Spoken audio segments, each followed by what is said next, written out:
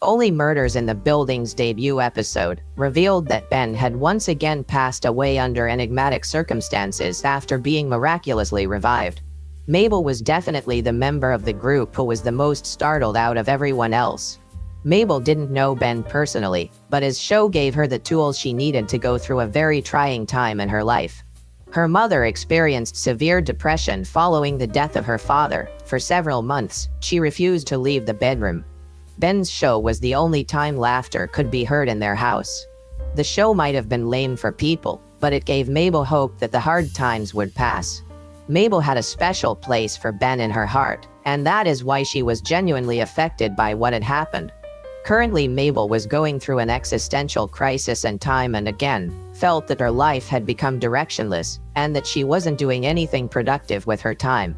So, let's find out how Mabel copes with everything, and if Oliver is able to convince the producers to not shut down his show. Why did Ben hate Charles? In the second episode of Only Murders in the Building Season 3, when Charles and Mabel were chained together, the former revealed why Ben hated him so much. Charles told Mabel that Ben was not a bad guy, and that he was acting so rudely because something had happened between them back in the day. Ben was 8 years old when he got one of his first acting jobs, and at that time, Charles was an established actor and was doing quite well for himself. Ben was not a good option for the part, and Charles informed the director during the table read that he wouldn't be able to carry it off. Ben needed the cash to support his mother and brother at the time, because he was likely the only wage earner in the household. After getting dismissed, Ben has struggled with the feeling that he isn't good enough. His life was plagued by the worry that he would never be able to convince others of his value, and decades later, when he ran across Charles again at the table read for Death Rattle, he became agitated. He wanted Charles to have the same emotions that he had back then. Charles didn't even remember that he had said something to the little boy that had marred him for life. Words have great power, and that is probably why it is often said that we should use them very wisely. We never know what kind of impact they end up having on a person.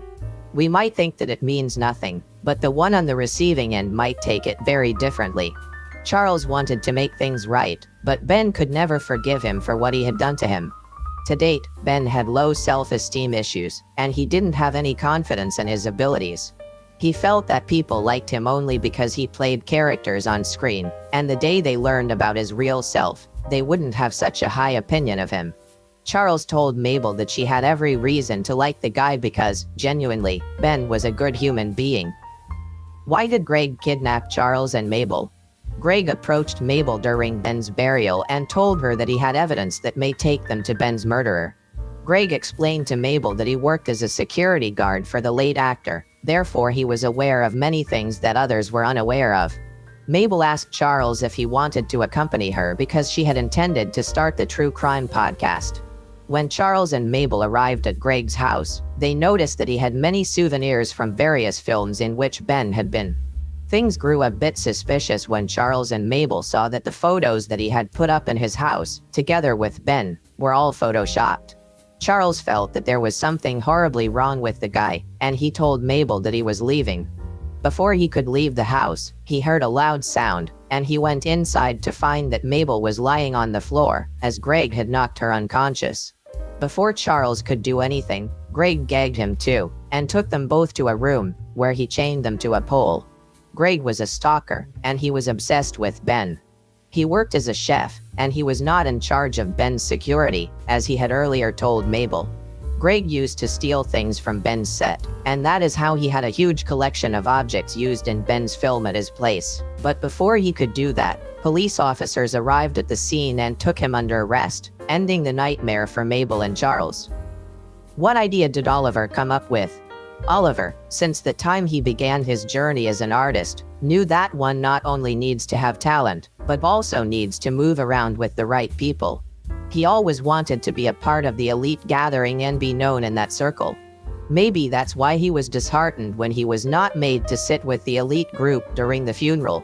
He was taken to another room where the funeral was being telecasted on a television live. Oliver desperately wanted to go into the main room, as he knew that he might bump into the producers and get a chance to convince them not to close the play. The set was being taken down, and neither Donna nor Cliff were picking up his call.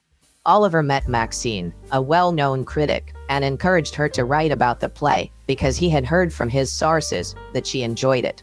He informed Maxine that his informant had observed her ceasing to take notes after the first few minutes, which she only did when she was enthralled by what was going on stage.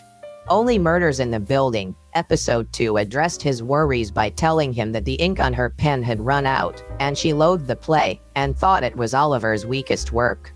Oliver was broken once more, and he had a small heart attack. He was told to rest and avoid any type of stress.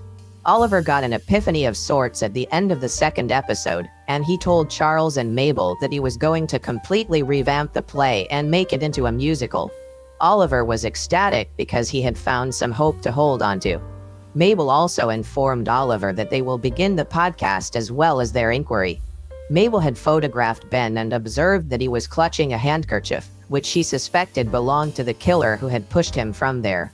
Only the second episode, Murders in the Building, revealed the return of the amateur sleuths, and in later episodes, we would see Oliver working on his redesigned version of the death rattle, while solving the murder mystery with Charles and Mabel.